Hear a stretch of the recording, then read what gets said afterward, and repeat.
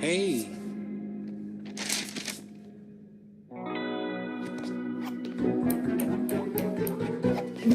I'm applying for a new villain loan. Go by the name of Vector. It's a mathematical term, a quantity represented by an arrow with both direction and magnitude.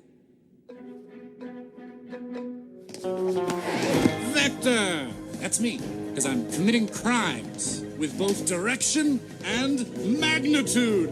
Oh, yeah! In this video, we're going to look at an introduction to vectors. So first, we just want to define vectors and scalar values. Scalar values are values that you're used to. Scalar values have magnitude or size. A vector value has both magnitude and direction. So some examples of scalars are 2 miles per hour, 12 feet, 60 minutes. So they have units on them, but they are only giving you the 1 unit. They're not telling you any sort of direction.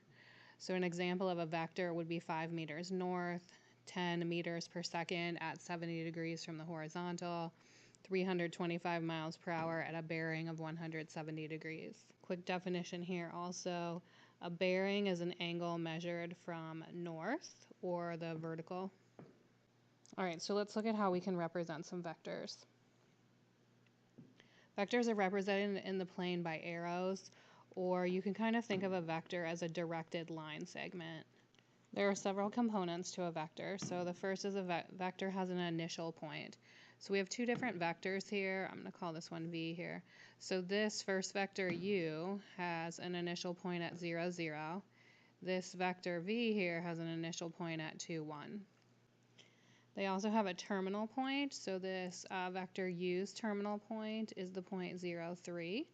And over here, this vector's terminal point would be the point 2, 4. A standard representation of a vector is an arrow from the origin to the point A, B. So over here, vector U is in standard position. Vector V is not in standard position. The length of the arrow represents the magnitude. So the magnitude of vector U is 1, 2, 3 units long. So we would say the magnitude of U is 3.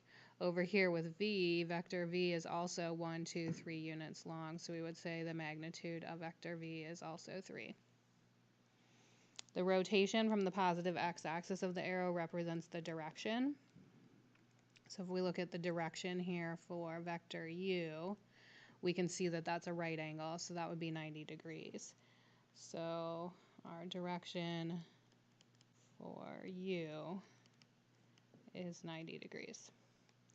The component form of a vector in standard representation is AB in those sort of angle brackets or less than and greater than signs, however you want to think of it.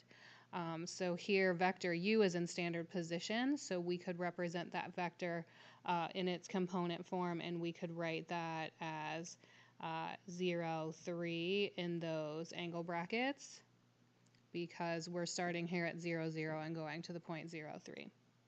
The linear combination form of a vector in standard representation is AI plus B times J. So in this case, again, remember U here is in standard form, and it is ending at the point 0, 3, so this would be 0I plus 3J, or we could just write that U equals 3J. All right, a few special vectors that we need to be familiar with. First are the standard unit vectors. So first we have the vector I, which is just the vector that is 1, 0. So it is the vector that is 1 unit long and has a direction angle of 0 degrees. Vector J is the vector 0, 1. So it is also a vector that is 1 unit long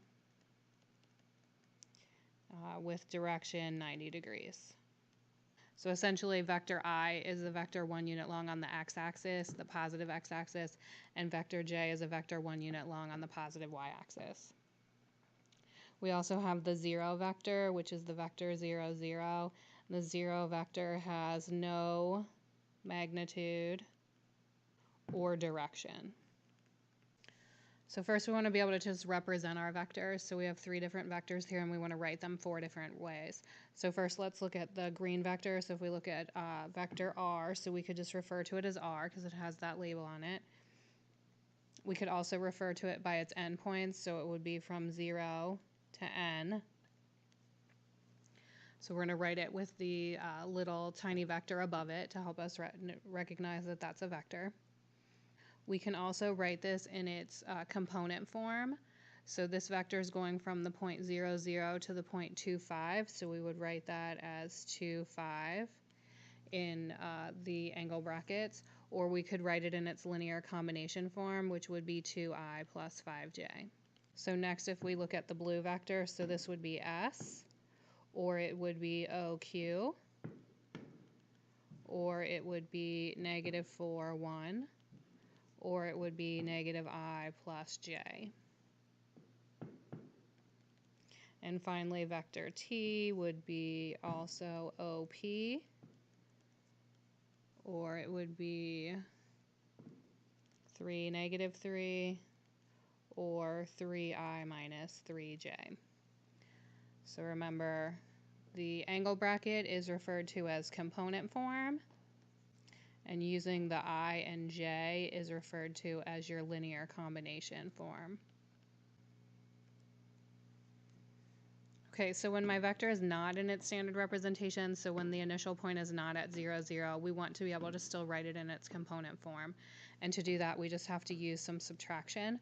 So if we have a vector that's going from point x1, y1 to point x2, y2, then we can represent that in the component form by just subtracting the x components and the y components. We just have to be careful about the order. So it's going to be x2 minus x1 and y2 minus y1. So it's always the end, the terminal point minus the initial point. So here we're going to find the component form of each of these vectors. So if we look again at the green vector to start with, so we've got u, or we could represent that as qr. So we want to get that into its component form, so we need to know these coordinates here. So this is the point negative 4, 3, and this is the point here, 1, 6. So we're going to go 1 minus negative 4, and then we're going to go 6 minus 3, which will give us 5, 3. So if I take this vector and I move it so that it is in standard representation, so the initial point is at the origin, then we can see that the terminal point is at 5, 3. So now we'll do the blue vector. So we're going to do v, which could also be represented st. So again, we want to just kind of look at these coordinates here. So this is the point 2, 3, and this is the point 5, 1.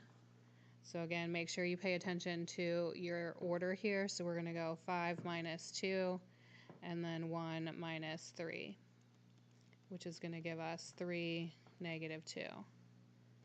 So again, if we take this vector and move it to its standard representation so that the initial point is at the origin, then we can say our terminal point is at 3, negative 2. And then finally, if we do vector w, which could be LP, so here point L is at negative 3, negative 2, and point P is at negative 9, negative 3. So here we're going to go negative 9 minus negative 3 and negative 3 minus negative 2, which is going to give us negative 6, negative 1. And again, I'm going to take this vector, I'm going to move it to its standard position, and we can see that our endpoint is at negative 6, negative 1. To determine if we have equivalent vectors, we need to see if they have the same magnitude and direction, and the easiest way to do that is to determine if they have the same component form. So if they are already in standard position, then we can easily get the component form. If they're not in standard position, then we're going to have to do the subtraction to determine that. So we've got 2 vectors here. One is vector rs going from negative 4, 2 to the point negative 1, 6, and then pq, which is going from 2, negative 1 to the point 5, 3.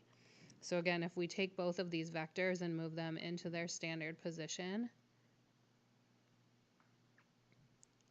we can see visually that they are equivalent vectors. So they have the same magnitude, so they have the same length, and they have the same direction. They're along the same rotation from the x-axis. So if we didn't have the ability to transform them that way and we need to do it more numerically, then we want to find their component form. So we're going to look at vector rs to start with.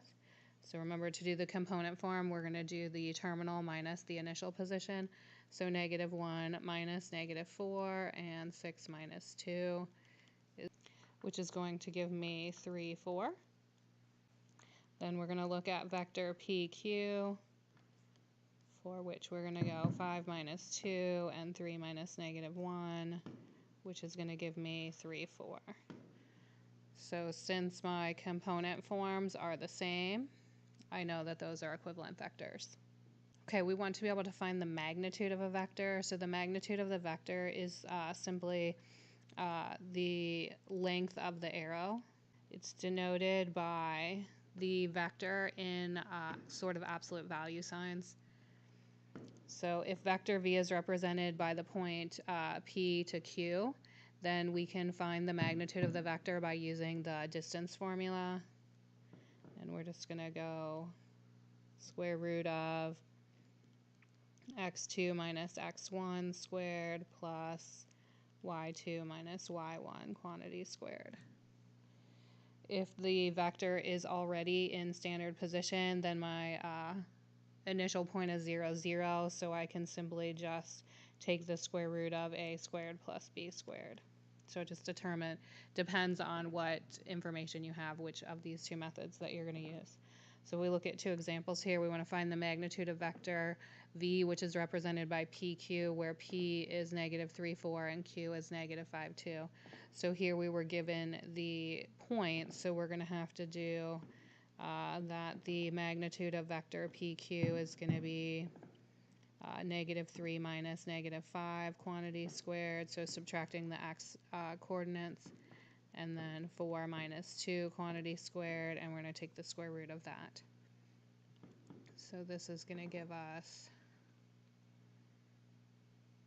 2 squared plus 2 squared, which is going to give us the square root of 8, which will give us 2 square root 2. Here we have find the magnitude of vector v, which is given by 4, 7. So this is the component form. So all we have to do on this one, so we want to find the magnitude of vector v. We're just going to do the square root of 4 squared plus 7 squared. So we got 16 plus 49 square root. So we got the square root of 65.